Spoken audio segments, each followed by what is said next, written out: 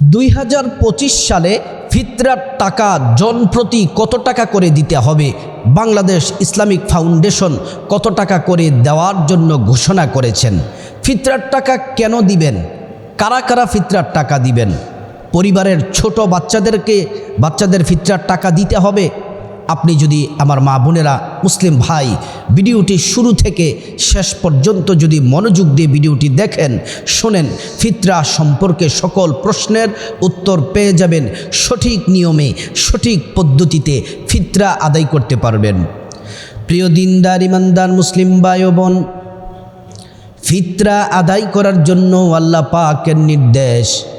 ফিতরা আদায় করলে আল্লাহ পাক খুশি হয়ে যান, প্রিয় নবী সাল্লাল্লাহু আলাইহি ওয়াসাল্লাম খুশি হয়ে যান। প্রথমে আপনাদেরকে বলবো ফিতরা কেন আদায় করবেন, কারণ কি। ভালো করে মনোযোগ দিয়ে কথাটি শুনলে আপনারা সমাধান পেয়ে যাবেন। আমার সম্মানিতা মা বোন ও মুসলিম ভাই, ফিতরা আদায় করার মূল কারণ হলো, আমরা যেমন করে একজন ইমাম, উঁচু মাপের একজন ইমাম, তিনি সুন্দর একটি কথা বলেছেন। তিনি বলেছেন, আমরা যখন নামাজের মধ্যে যখন কোনো ভুল করি, ত্রুটি করি, নামাজটাকে পরিশুদ্ধ করার জন্য, নামাজটাকে শুদ্ধ হওয়ার জন্য আমরা সুহু সেজদা দেই, সাহু সেজদা দিয়ে থাকি। ওয়াজিব ছুটে গেলে আমরা নামাজটাকে শুদ্ধ করার জন্য আমরা সাহু সেজদা দেই।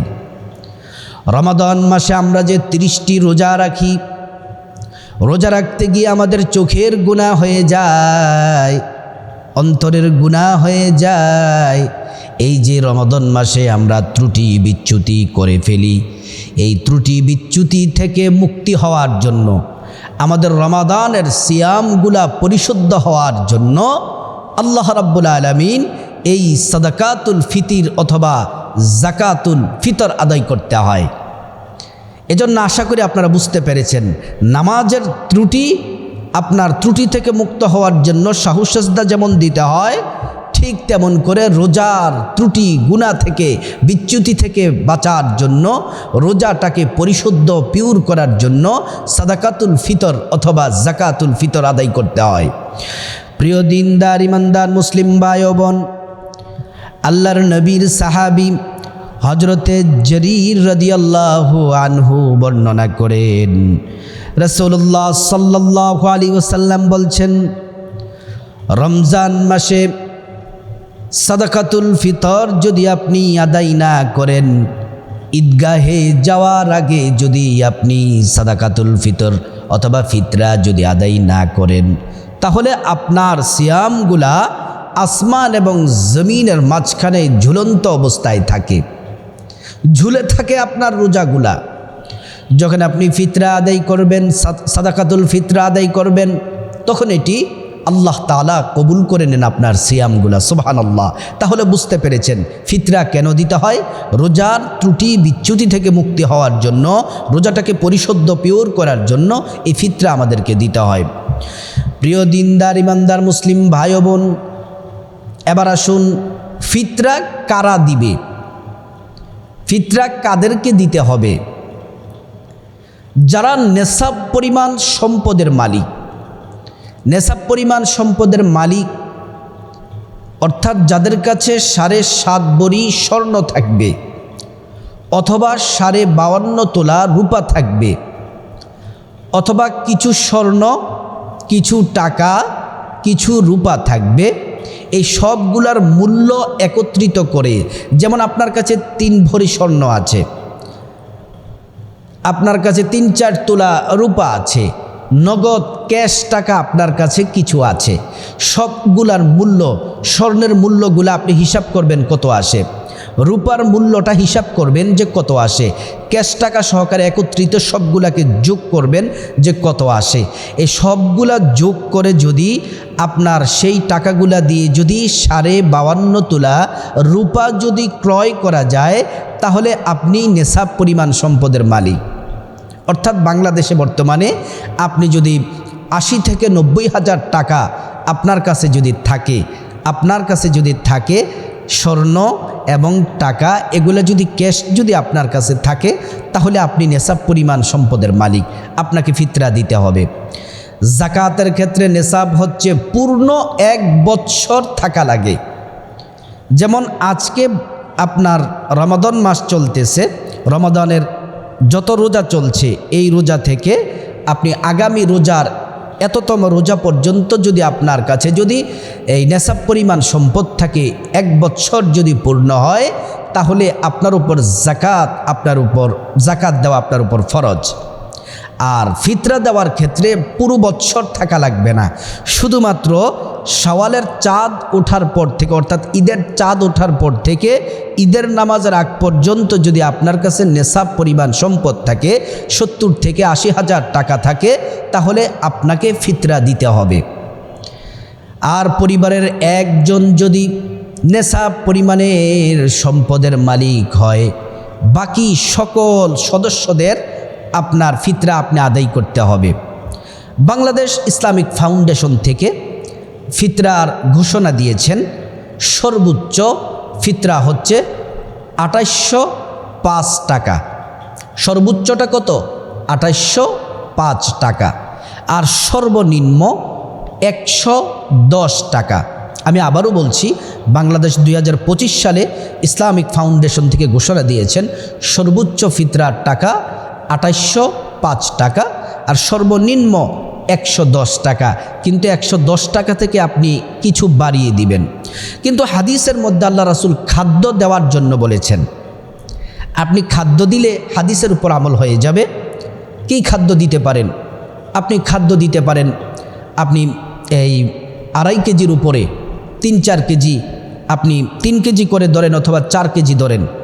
আপনি চাল যদি আপনার সামর্থ্য থাকে 3 কেজি করে আপনি চাল দিয়ে দিতে পারেন, অথবা যদি আপনার পরিবারে যদি 4 জন সদস্য থাকে তাহলে ধরে 3-4-12 কেজি চাল কাউকে দিয়ে দিবেন, 12 কেজি গম কাউকে দিয়ে দিবেন, 12 কেজি জব দিয়ে দিবেন, অথবা টাকা দিলেও আদায় হয়ে যাবে, কোনো সমস্যা নেই।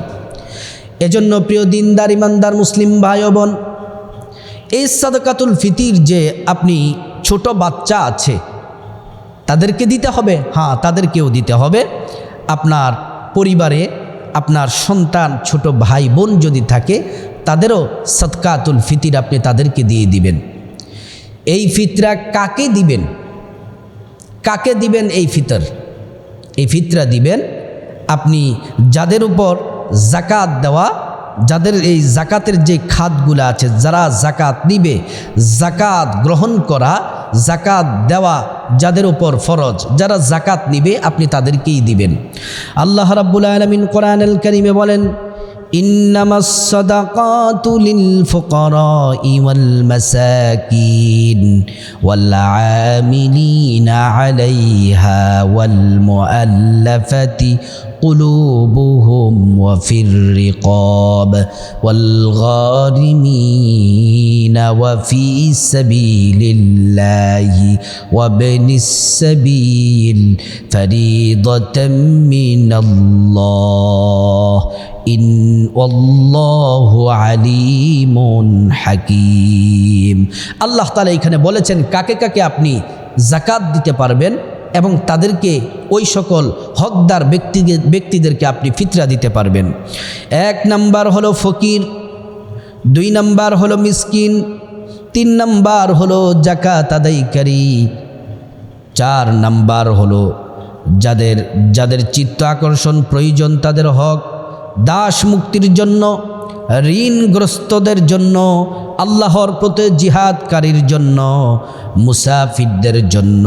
এই 8টি জায়গায় আপনি সাদাকাতুল ফিতর দিতে পারেন এবং জাকাতও দিতে পারেন।